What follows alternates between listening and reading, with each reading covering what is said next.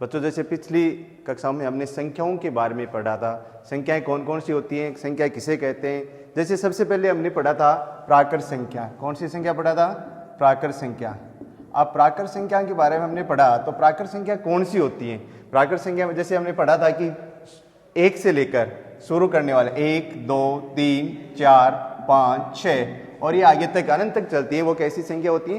प्राकृत संख्या। उसके बाद में हमने पढ़ा पूर्ण संख्या। कौन सी संख्या है? पूर्ण संख्या। तो पूर्ण संख्या कौन सी होती है? पूर्ण संख्या में पढ़ा कि 0, 1, 2, 3 यानी 0 से लेकर शुरू होने वाली 0, 1, 2, 3, 4, 5, 6 आगे तक ऐसे चलने वाली संख्या पूर्ण संख्याएं कहलाती हैं। कैसी संख्या कहलाती है? पूर्ण संख्या। उसके बाद में हमने पढ़ा पूर्णांक। क्या पढ़ा?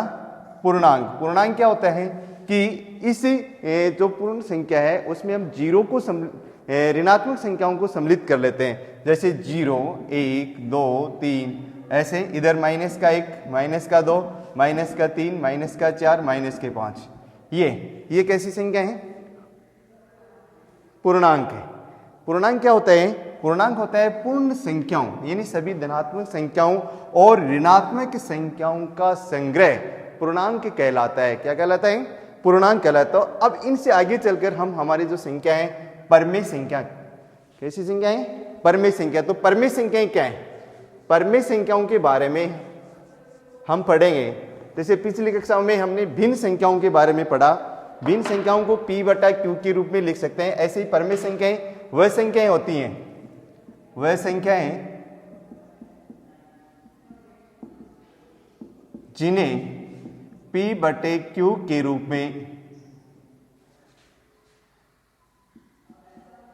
में लिखा जा सके। p/q के रूप में लिखा जा सके।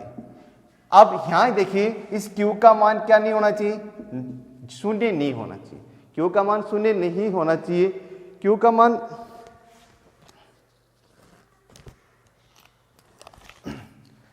मान शून्य नहीं होना चाहिए। यानी कोई भी संख्या जैसे 3/4, -2/3,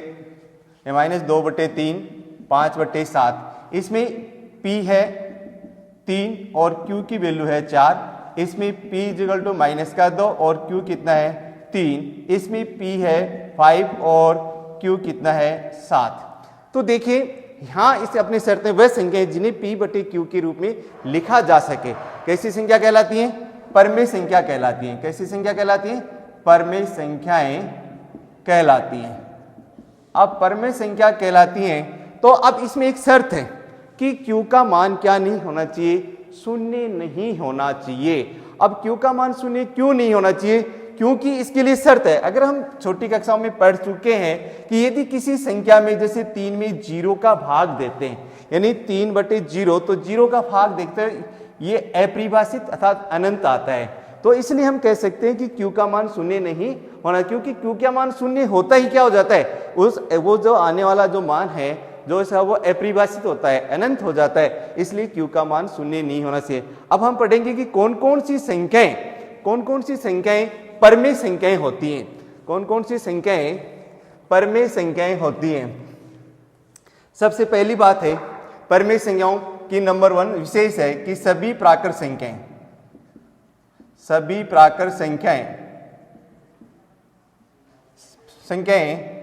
परमेय संख्याएं होती हैं।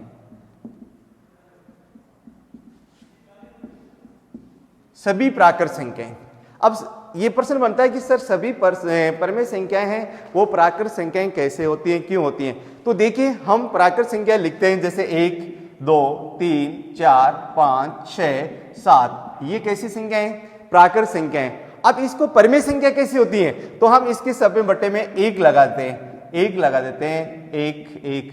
अर्थात इसमें देखो यहाँ p का मान 1 है, q का मान 1 है, यहाँ p का मान कितना है? 2 है और q का मान 1 है। यहाँ p का मान कितना है? 3 है और q का मान कितना है? 1। क्यों?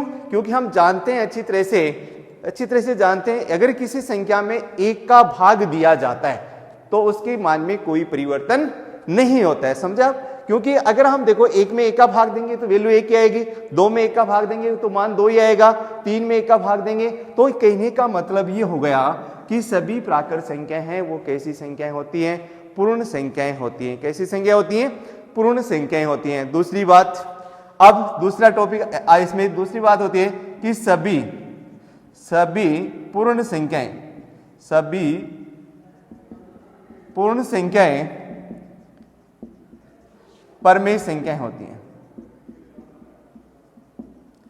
सभी पूर्ण संख्याएं परमेय संख्या होती हैं। इसका मतलब क्या?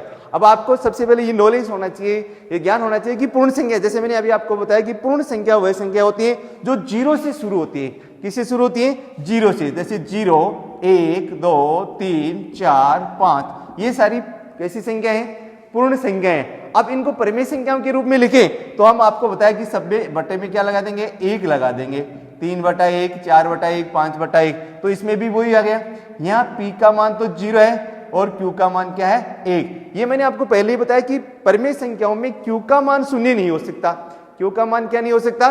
शून्य नहीं हो सकता। P का मान शून्य हो सकता है। तो आपने जैसे पहले छोटे का पढ़ा है कि 0 में किसी संख्या का भाग देते हैं तो क्या आता है? 0 आता है।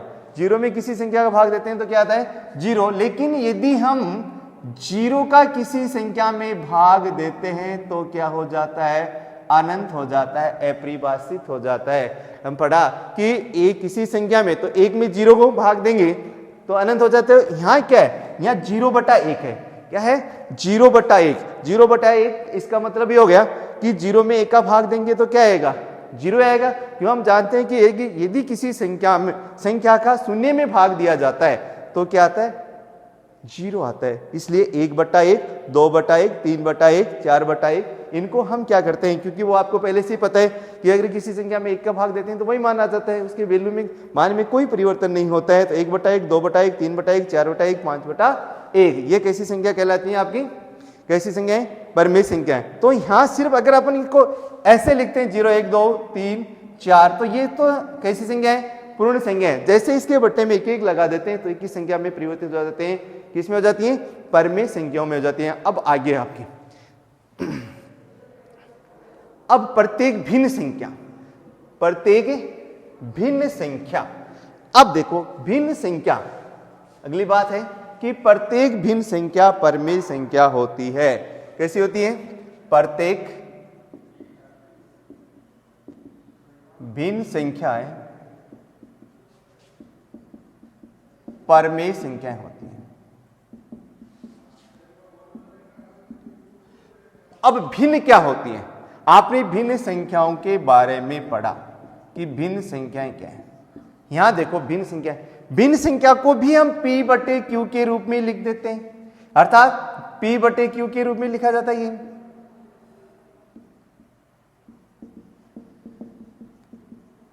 ये जैसे 3/4, तो ये कहलाता है इसका अंश और ये कहलाता है इसका हर, अर्थात ये P और ये क्या है? Q। शर्त ये भी है कि इसमें भी Q नॉट इक्वल 0। Q का मान क्या नहीं होना चाहिए?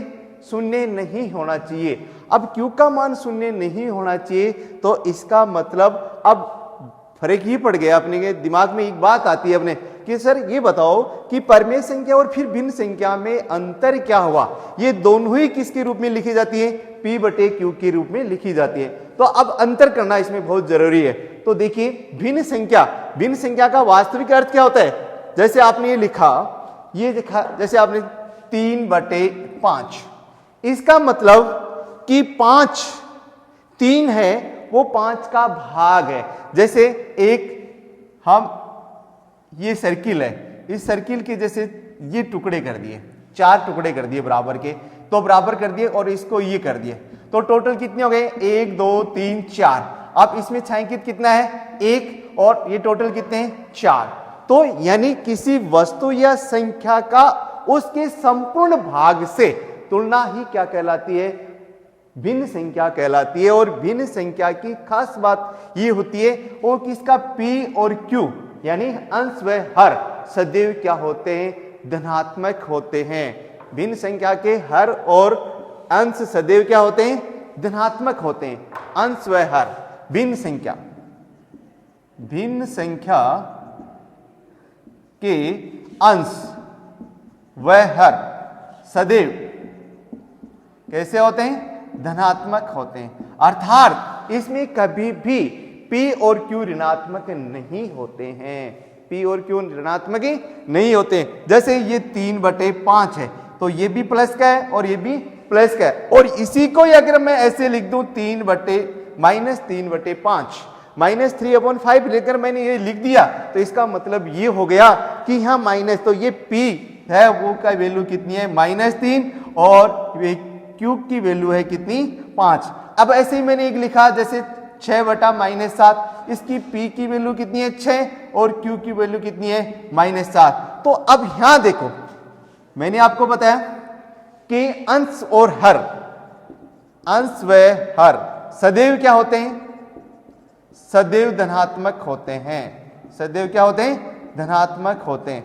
तो इसकी बाउंडेशन यानी इसकी शर्त, इसमें एक शर्त लगी है कि परमेय संख्या भिन्न संख्या में अंश व हर सदैव क्या होते हैं, धनात्मक होते हैं। तो हम ये बात कह सकते हैं कि प्रत्येक भिन्न संख्या है वो परमेय संख्या तो होती है, प्रत्येक भिन्न संख्या परमेय संख्या तो होती है, लेकिन प्रत्येक परमेय संख्या भिन्न संख्या नहीं होती है। जैसे अब -3/5 ये परमेय संख्या है, कैसी संख्या है, और 3/5 वो परमेय संख्या भी है और भिन्न संख्या भी है, दोनों है, परमेय भी है और भिन्न भी है। यहाँ यह केवल परमेय संख्या क्यों है, क्योंकि इसमें माइनस Q की P की मान कितना है -3 है और Q का मान 5 है, तो -3/5 केवल मात्र एक कैसी संख्या है, परमेय संख्या है, और 3/5 परमेय संख्या भी है और भिन्न संख्या भी है। अब यहां देखो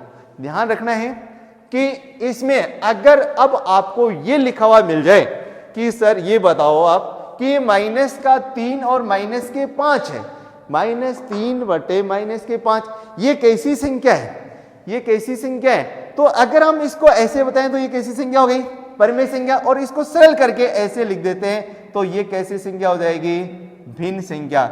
ये परमेय संख्या है और ये भिन्न संख्या, अंतर यही है कि इसमें परमेय संख्या में अंश व हर सदैव क्या होते हैं, अंश और हर सदैव धनात्मक संख्या होते हैं। कैसी संख्या है, परमेय भिन्न संख्या में अंश और हर सदैव धनात्मक होते हैं। अब देखिए परमेय संख्याओं को फिर दो भागों में बांटा जाता है, परमेय संख्याओं को फिर दो भागों में बांटा जाता है। एक धनात्मक परमेय संख्या, एक धनात्मक परमेय संख्या, धनात्मक परमेय संख्या। अब धनात्मक परमेय संख्याओं में ये ध्यान देने वाली बात है कि ये P और ये Q या तो दोनों क्या होते हैं, धनात्मक होते हैं, या फिर P और Q कैसे होते हैं, ऋणात्मक होते हैं, यानी या तो दोनों धनात्मक हो या दोनों ऋणात्मक हो। अब बात होती है कि दोनों धनात्मक कैसे, जैसे -3 और -5। अब इसको आप जैसे कट कर देंगे तो इसकी वैल्यू आ जाएगी 3/5, तो ये कैसे हो गए, कैसे होगी, धनात्मक हो गए। अब ऋणात्मक इसमें से कोई एक, जैसे Q -3/5, अब इसमें एक है, तो अब देखो P/Q और Q/3 में आपको ध्यान में रखने वाली बात यह है कि P और Q का मान या तो दोनों धनात्मक हो या दोनों ऋणात्मक हो, तब ये दोनों परमेय संख्या कैसी परमेय संख्या हो जाएगी, धनात्मक परमेय संख्या हो जाएगी। आपको ये पूछे -3/5 और ये बोल दिया कैसी संख्या है, धनात्मक परमेय संख्या है कि ऋणात्मक परमेय संख्या है, तो ये कैसी संख्या है, धनात्मक परमेय संख्या है। कैसे, क्योंकि ये दोनों माइनस से माइनस क्या हो जाएगा, कैंसिल हो जाएगा, और माइनस से माइनस कैंसिल हो जाएगा तो इसकी वैल्यू आएगी 3/5 और 3/5 आ गया, तो ये धनात्मक है। अब केवल आपको ऐसे बोला है कि 2/3 है, तो आपको पहले से ही दिखाई दे रहा है कि P का इसका Q का मान भी धनात्मक है और किसका P का मान, P और Q दोनों का मान कैसा है, धनात्मक मान है, इसलिए कैसी संख्या है, धनात्मक परमेय संख्या। अब ऋणात्मक परमेय संख्या, दूसरी कैसी संख्या है, ऋणात्मक परमेय संख्या। ऋणात्मक परमेय संख्या क्या है, ऋणात्मक परमेय संख्या क्या है, ऋणात्मक परमेय संख्या में कि P/Q में, P/Q में या तो P ऋणात्मक हो, P p का मान ऋणात्मक हो या q का मान ऋणात्मक हो, दोनों में किसी एक का मान ऋणात्मक होना चाहिए। जैसे माइनस के 5/7, यहां p की वैल्यू -3 है और q की वैल्यू कितनी है 7 है। और दूसरा जैसे 7/-9, तो इसमें p का मान कैसा है धनात्मक है 7 है और q का मान कैसा है माइनस का।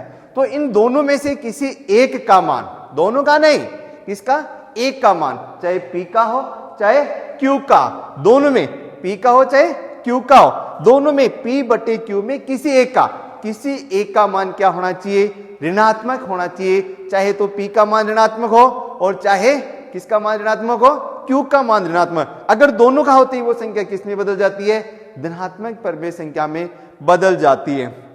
अब देखो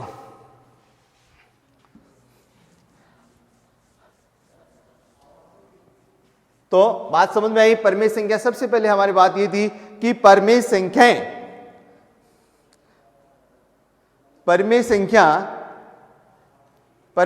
है, उस परमेय संख्याओं में आपको यह ध्यान में रखना है कि वह संख्याएं जिन्हें p/q के रूप में लिखा जा सके परमेय संख्याएं कहलाती है। क्या कहलाती है p/q के रूप में लिखा जाए, यानी p/q के रूप में लिखा जा सके यह, और q नॉट इक्वल 0, q का मान 0 नहीं होना चाहिए। ऐसी संख्या क्या कहलाती है परमेय संख्याएं कहलाती हैं। तो मैंने अभी आपको बताया कि सभी प्राकृत संख्याएं परमेय संख्याएं होती हैं, सभी पूर्ण संख्याएं परमेय संख्याएं होती हैं, सभी पूर्णांक परमेय संख्या होती हैं और सभी भिन्न संख्याएं भी क्या होती हैं परमेय संख्या होती हैं। लेकिन सभी भिन्न संख्याएं परमेय संख्याएं नहीं होती हैं। फिर हमने आपको बताया कि परमेय संख्याओं को फिर दो भागों में बांट सकते हैं हम। एक परमेय संख्याओं कौन सा परमेय संख्या किस रूप में धनात्मक परमेय संख्या, कैसी परमेय संख्या धनात्मक परमेय संख्या, और दूसरी कैसी परमेय संख्या आपको अभी बताया ऋणात्मक परमेय संख्या। तो धनात्मक परमेय संख्याओं की शर्त यह है कि उसमें p और q की वैल्यू, यानी दोनों की वैल्यू या तो ऋणात्मक हो या दोनों की वैल्यू क्या हो धनात्मक हो। और ऋणात्मक परमेय संख्या में आपको बताया कि दोनों की संख्या या तो क्या हो आपकी माइनस, दोनों की संख्या ऋणात्मक हो या दोनों की धनात्मक हो, वो कैसी परमेय संख्या धनात्मक पर। और ऋणात्मक परमेय संख्या में p व q में से किसी एक का मान, यानी एक की वैल्यू क्या होनी चाहिए ऋणात्मक परमेय संख्या होनी चाहिए। कैसी संख्या होनी चाहिए ऋणात्मक होनी चाहिए, यानी p का मान या तो माइनस हो या क्या हो प्लस हो, q का मान या तो माइनस हो या क्या हो प्लस हो। तो ये कैसी संख्या कहलाती है, जैसे माइनस का 3/5 और माइनस के 7/9 या 3/-7, ये कैसी संख्याएं हैं ऋणात्मक परमेय संख्या हैं। कैसी संख्या है ऋणात्मक परमेय संख्या। कैसी संख्या है ऋणात्मक परमेय संख्याएं, ये ऋणात्मक परमेय संख्या। समझ में आया अच्छी तरह से। अब यहां आपको परमेय संख्याओं के लिए कुछ गुणधर्म, अब देखो इसमें कुछ विशेष बातें हैं परमेय संख्याओं के जो गुणधर्म में हैं विशेष बात।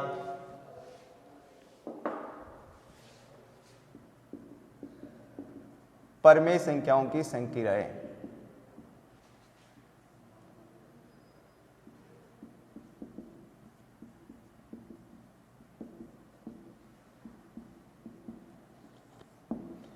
परमेय संख्याओं की संक्रिया में सबसे पहले बात यह कि किन्हीं भी परमेय संख्याओं का योग सदैव परमेय संख्या होता है ना। यानी दो परमेय, दो या दो से अधिक परमेय संख्याओं का योग, परमेय संख्याओं का योग परमेय संख्या होती है।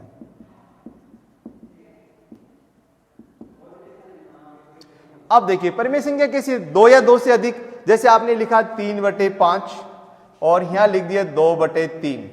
ये भी कैसी संख्या है? परमेय संख्या है। और ये भी कैसे है?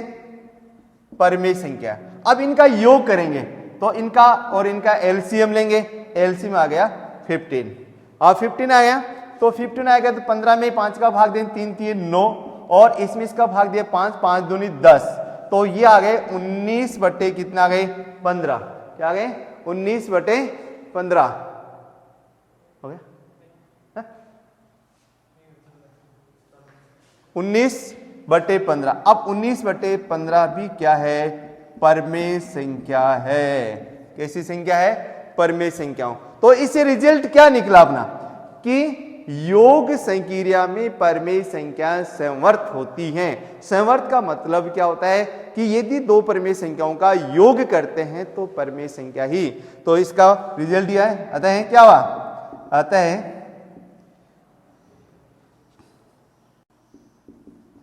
परमेय संख्याएं योग समवर्त है। परमेय संख्या क्या है? योग समवर्त है। समझ में आ गई बात?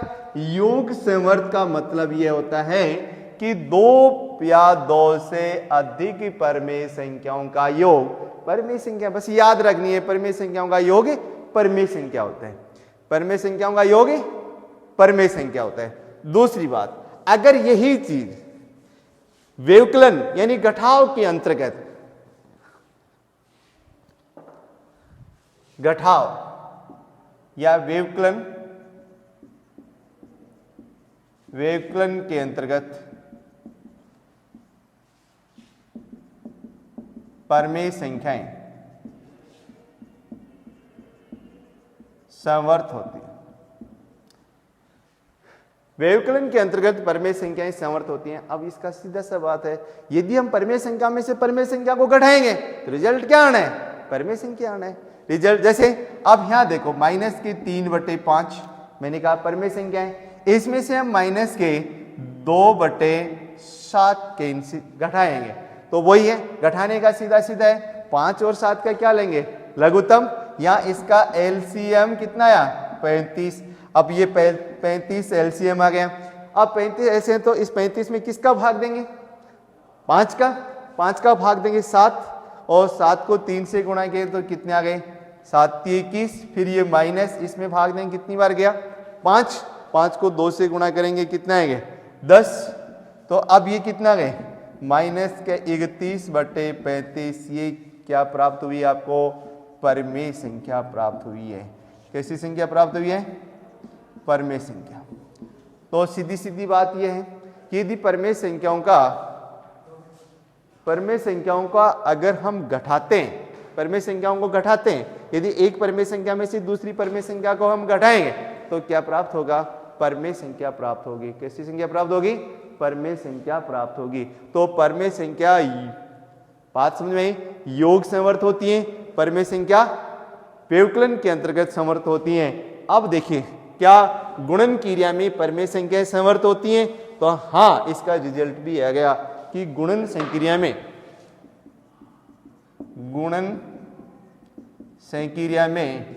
परमेय संख्या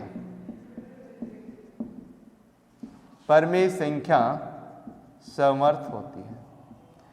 गुणन संक्रिया में परमेय संख्या समवर्त होती हैं। अर्थात जैसे आपने कहा 3/7 और इसको मल्टीप्लाई कर देंगे 2/5 से, ये भी एक क्या है?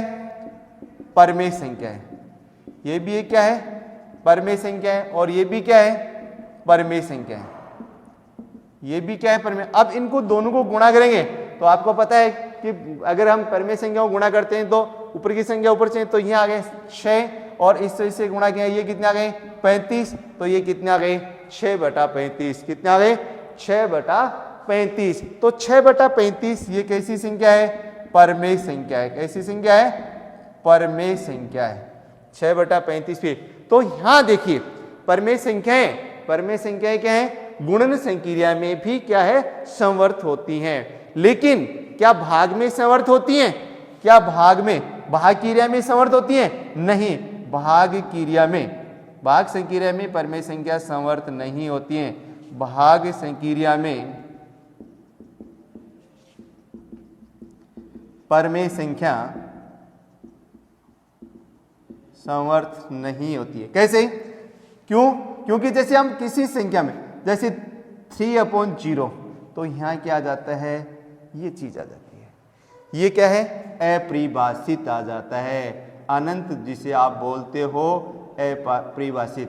तो भाग संक्रिया में ये क्या है, समवर्त नहीं होती है। अगर हम इस क्यूब की वैल्यू 0 को छोड़ देते हैं, शून्य को छोड़कर सभी परमेय संख्याओं क्या होती हैं, समवर्त होती हैं। सभी परमेय संख्या क्या होती हैं, शून्य को छोड़कर, शून्य को छोड़कर सभी, शून्य को छोड़कर सभी परमेय संख्याएं समवर्त होती हैं। शून्य को छोड़कर सभी परमेय संख्याएं समवर्त होती हैं, क्योंकि यहाँ q का मान नॉट इक्वल 0 नहीं होना चाहिए। अगर इसको छोड़ देते हैं और हम 3/9 लिख देते हैं या 3/13 लिख देते हैं, तो ये क्या है, परमेय संख्या है, यानी 3 में भाग देते हैं 13 का, तो 3/13, तो ये परमेय संख्या है, लेकिन ये नहीं है। तो इस अगर शून्य को छोड़कर सभी जो परमेय संख्या है वो क्या होती है, भाग के अंतर्गत समवर्त होती है। धन्यवाद। आज हम इतना ही पढ़ेंगे और कल हम इनके जो परमेय संख्या है इनके योग, व्यवकलन, भाग और गुणन संक्रियाओं को प्रैक्टिकल में करके देखेंगे।